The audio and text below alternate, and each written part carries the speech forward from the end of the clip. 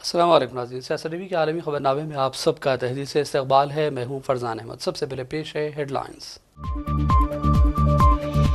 اسرائیل کی جانب سے یمن اور لبنان پر پھر کیے گئے حملے۔ غزہ میں کیے گئے حملوں میں آج کم سے کم 20 فلسطینیوں کی ہوئی شہادت۔ آزاد فلسطینی ریاست کے قیام تک جدوجہد جاری رکھیں گے۔ اسرائیل پر جنگ بندی کے لیے ڈالا جائے دباؤ۔ اسلامی تحریک مزاحمت حماس کے رہنما اسامہ حمدان کا بیان۔ غزہ میں شہداء کی تعداد وزارت صحت کے اعداد و شمار سے 40% زیادہ۔ دی لانسٹ میں شائع ہونے والی برطانوی تحقیق کے نتائج کے بعد بڑھی فکر مندی۔ امریکی شہر لاس اینجلس میں تاریخ کی بدترین آگ اب تک بجھائی نہیں جا سکی، تاحال 11 افراد کی ہلاکت کی تصدیق۔ اور سوشل میڈیا کمپنی میٹا کے سی ای او مارک زکربرگ نے فیکٹ چیکنگ پروگرام ختم کرنے کا کیا اعلان۔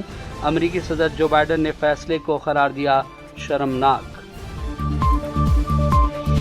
ہیڈ لائنز آپ نے دیکھی اور اب پیش ہے خبروں کی تفصیلات۔ شروعات کریں گے بڑی بین الاقوامی خبروں سے۔ اسرائیل کی جانب سے یمن اور لبنان پر آج پھر ایک مرتبہ حملے کیے گئے ہیں، جبکہ غزہ میں کیے گئے حملوں میں آج کم سے کم 20 فلسطینیوں کی شہادت کی اطلاعات ملی ہیں۔ فوری طور پر لبنان یا یمن میں ہلاکتوں کے بارے میں کوئی اطلاع سامنے نہیں آئی۔ یاد رہے کہ 15 مہینوں سے جاری غزہ جنگ میں 46,000 سے زیادہ فلسطینی اب تک شہید ہو چکے ہیں، جبکہ 1,10,000 کے قریب فلسطینی باشندے زخمی ہوئے ہیں۔ اسلامی تحریک مزاحمت حماس کے لیڈر اسامہ حمدان نے کہا کہ مزاحمت نے فلسطینی کاز کو ختم کرنے کے قابض دشمن کے منصوبوں کو ناکام بنا دیا۔ انہوں نے کہا کہ واحد حل تمام فلسطینی سرزمین پر اسرائیلی قبضے کو مکمل طور پر ختم کرنا ہے۔ اپنی سرزمین کو ہم آزاد کرانے اور یروشلم کو فلسطین کا دارالحکومت بنانے کے لیے آزاد فلسطینی ریاست کے قیام تک ہم جدوجہد کرتے رہیں گے۔ انہوں نے کہا کہ غزہ پر جنگ کے حوالے سے کسی بھی معاہدے میں جارحیت کا خاتمہ اور غزہ سے مکمل انخلا ہونا چاہیے۔ حماس قائد نے عالمی برادری سے مطالبہ کیا کہ وہ قابض اسرائیلی ریاست پر دباؤ ڈالے تاکہ وہ مذاکرات میں طے پانے والے نکات کی پاسداری کرے اور 15 مہینوں سے جاری جنگ کے خاتمے کو یقینی بنایا جائے۔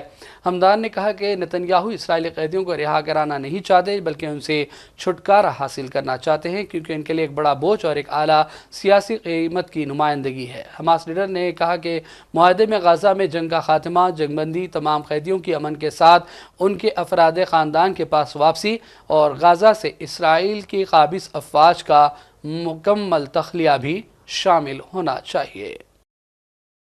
قابض اسرائیلی فوج نے غزہ میں ایک سینئر صحافی کو گولیاں مار کر شہید کر دیا ہے۔ طبی ذرائع نے کہا کہ صحافی سعید نبہان وسطی غزہ پٹی میں نصیرات کیمپ پر جاری جارحیت کی کوریج کرتے ہوئے شہید ہو گئے۔ وہ فوٹو جرنلسٹ اور فوٹوگرافر کے طور پر اپنی خدمات انجام دے رہے تھے۔ فلسطینی میڈیا فورم نے الغد چینل کے فوٹو جرنلسٹ کے طور پر کام کرنے والے صحافی سعید کو غزہ میں نصیرات کیمپ میں غدار اسرائیلیوں کے حملے کے نتیجے میں قتل کے جرم کرنے کی مذمت کی ہے۔ فورم نے فلسطینی میڈیا سینٹر کے بیان میں بتایا کہ غزہ پر جاری صہیونی جارحیت کی وجہ سے شہید ہونے والے صحافیوں کی تعداد اب 203 ہو گئی۔ جرنلسٹ فورم نے سعید کی شہادت پر فلسطینی میڈیا کے شہداء کی قربانی کو خراج پیش کیا۔ سرکاری میڈیا آفس نے بھی ظالم اسرائیل کی جانب سے فلسطینی صحافیوں کو نشانہ بنانے اور انہیں جرائم کا نشانہ بنانے کی مذمت کرتے ہوئے صہیونی دشمن کو اس کا راست طور پر ذمہ دار ٹھہرایا ہے۔ سرکاری میڈیا آفس نے بین الاقوامی برادری، اقوام متحدہ، مختلف بین الاقوامی تنظیموں سے بھی مطالبہ کیا کہ وہ غزہ میں متاثرین کی گنتی اور ہزاروں لاشیں برآمد کرنے کی کوششوں میں تعاون کرے۔ غزہ میں سرکاری میڈیا آفس نے کہا کہ دی لانسٹ میں شائع ہونے والی برطانوی تحقیق کے نتیجے باعث فکر مندی ہے۔ پیش ہے اس حوالے سے سیاست ٹی وی کی یہ اہم رپورٹ۔ طبی جریدے دی لانسٹ کی جانب سے شائع کردہ ایک تحقیق میں بتایا گیا کہ اسرائیل کی جانب سے جاری تباہ کن جارحیت کے پہلے 9 مہینوں کے دوران غزہ پٹی میں بے گناہ شہریوں کی شہادتوں کی تعداد وزارت صحت کے اعداد و شمار سے تقریباً 40% زیادہ ہے۔ گزشتہ سال 30 جون تک غزہ کی وزارت صحت نے شہداء کی تعداد 37,877 بتائی، لیکن تحقیق جو وزارت کے اعداد و شمار ایک آن لائن سروے اور سوشل میڈیا کے بیانات پر مبنی تھی، اس نے یہ نتیجہ اخذ کیا کہ شہادتوں کی تعداد 40 گنا زیادہ ہے۔ اس کے حساب سے جون تک 55,298 فلسطینی شہید ہوئے اور 78,525 دیگر زخمی ہو چکے تھے۔ اس مطالعے میں شہید ہونے والوں کی تعداد کا تخمینہ 64,260 لگایا گیا ہے، جو اس مدت کے لیے وزارت صحت کے شائع کردہ اعداد و شمار سے 41% زیادہ ہے۔ اس اسٹڈی نے اشارہ کیا کہ یہ تعداد جنگ سے پہلے غزہ کی آبادی کا 2 سے 9% یا پٹی میں ہر 35 میں سے ایک شہری کی نمائندگی کرتی ہے۔ محققین کے اندازوں کے مطابق 59% شہداء خواتین، بچے اور بوڑھے ہیں۔ اس اعلان کردہ تعداد جن کے نتیجے میں ہونے والے زخمیوں تک تعداد محدود ہے اور اس میں صحت کی دیکھ بھال یا خوراک کی کمی جیسے دیگر عوامل کے نتیجے میں ہونے والی اموات کو شامل نہیں کیا گیا، اور نہ ہی اس میں ہزاروں لاپتہ افراد شامل ہیں جن کے بارے میں سمجھا جا رہا ہے کہ وہ ملبے کے نیچے دبے ہوئے ہو سکتے ہیں۔ تحقیق میں کہا گیا کہ فلسطینی وزارت صحت کی اموات کے الیکٹرانک ریکارڈ کو برقرار رکھنے کی صلاحیت پہلے قابل اعتماد ثابت ہوئی تھی، لیکن یہ اسرائیلی فوجی مہم کی روشنی میں بگڑ گئی، جس میں ہسپتالوں اور دیگر صحت کی دیکھ بھال کی سہولیات پر چھاپے اور ڈیجیٹل مواصلات میں خلل بھی شامل تھا۔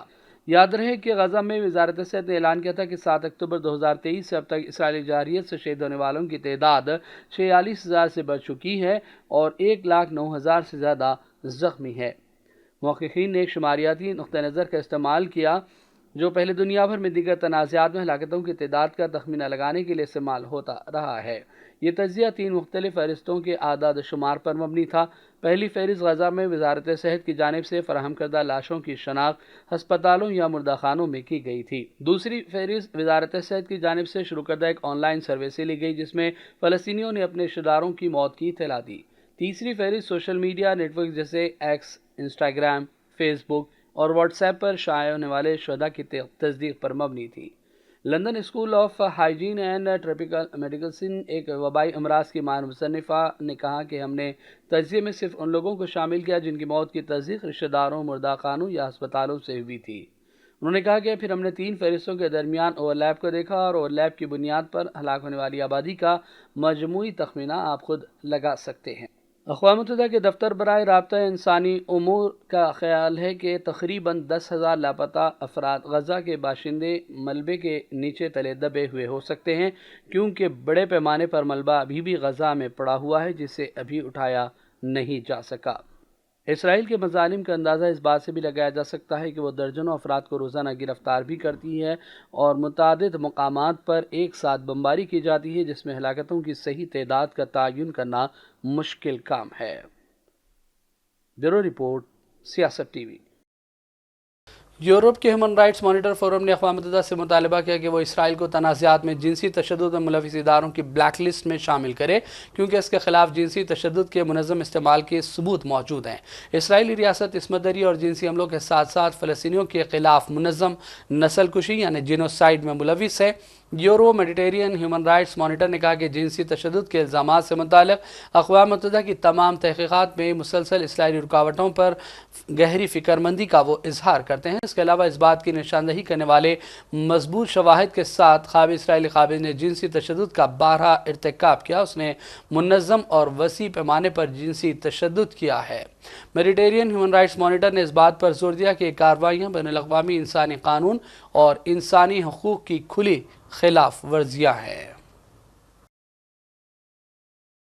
امریکہ کے شہر لاس اینجلس میں تاریخی بدترین آگ تاحال بجھائی نہیں جا سکی، جس کی وجہ سے 12,000 مکان اور عمارتیں راکھ کا ڈھیر بن گئیں۔ امریکہ کے تاریخ شہر میں منگل سے لگی اس آگ پر اب بھی قابو پایا نہیں جا سکا۔ حکام نے اب تک آتش زدگی سے 11 ہلاکتوں کی تصدیق کر دی ہے، جن کے بڑھنے کا بھی اندیشہ ہے۔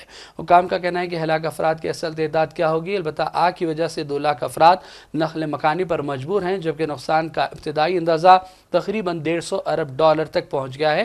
اس بدترین آگ کے نتیجے میں کم کوارڈینیشن سمیت کئی نامور ہالی ووڈ سیلیبریٹیز اربوں روپے مالیت کے گھر خالی چھوڑ کر دیگر علاقوں میں منتقل ہو گئے، جبکہ بعض علاقوں میں لوٹ مار کے واقعات کی اطلاع ہے۔ اور اس دوران ہوا کا دباؤ کم ہونے پر فائر فائٹرز کو آگ پر قابو پانے میں کسی حد تک کامیابی ملنے کی اطلاع ہے۔ ریاست کے گورنر نیوسم نے استعفیٰ مانگنے والے ڈونالڈ ٹرمپ کو متاثرہ ریاست آ کر خود جائزہ لینے کی دعوت دی ہے۔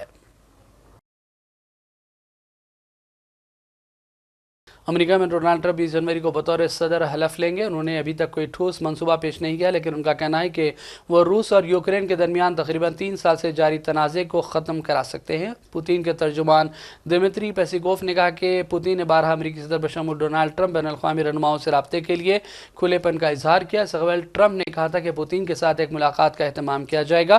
ٹرمپ نے کہا کہ وہ پوتین سے ملنا چاہتے ہیں۔ انہوں نے عوامی سطح پر بھی کہا کہ ہمیں اس جنگ کو ختم کرنا ہے، یہ ایک خونی گندگی ہے۔ کرملن نے نے ٹرمپ کی جانب سے بات چیت کے ذریعے مسائل حل کرنے کی تیاری کا خیر مقدم کیا اور کہا کہ اس ملاقات کے انعقاد کے لیے روس نے کوئی پیشگی شرط نہیں رکھی ہے۔ سوشل میڈیا کمپنی میٹا کے سی ای او مارک زکربرگ نے فیکٹ چیکنگ پروگرام کو ختم کرنے کا اعلان کر دیا، جس پر سخت رد عمل سامنے آ رہا ہے۔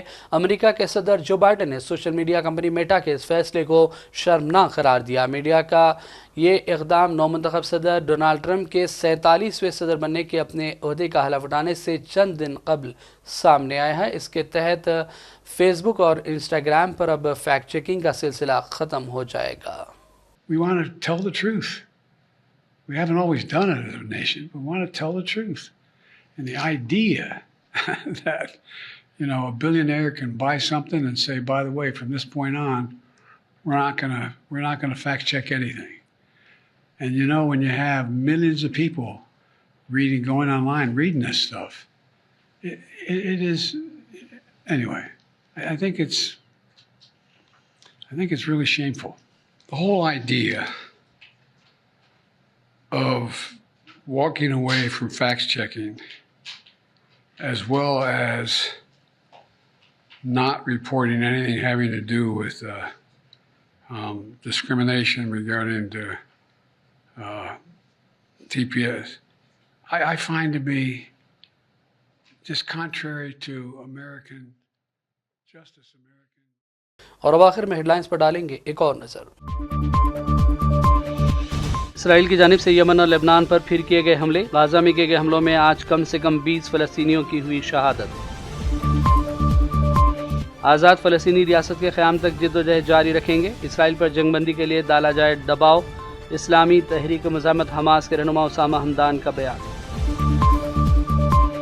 غزہ میں شہداء کی تعداد وزارت صحت کے اعداد و شمار سے 40% زیادہ، دی لانسٹ میں شائع ہونے والی برطانوی تحقیق کے نتائج کے بعد بڑھی فکر مندی۔ امریکی شہر لاس اینجلس میں تاریخی بدترین آگ اب تک بجھائی نہیں جا سکی، تاحال 11 افراد کی ہلاکت کی تصدیق۔ اور سوشل میڈیا کمپنی میٹا کے سی ای او مارک زکربرگ نے فیکٹ چیکنگ پروگرام ختم کرنے کا کیا اعلان، امریکی صدر جو بائیڈن نے فیصلے کو قرار دیا شرمناک۔ عالمی خبرنامے کا سلسلہ فی الحال ہی ختم کرتے ہیں۔ محمد فرزان احمد کو پوری ٹیم کے ساتھ اجازت دیں۔ دیکھتے رہیے سیاست ٹی وی۔ اللہ حافظ۔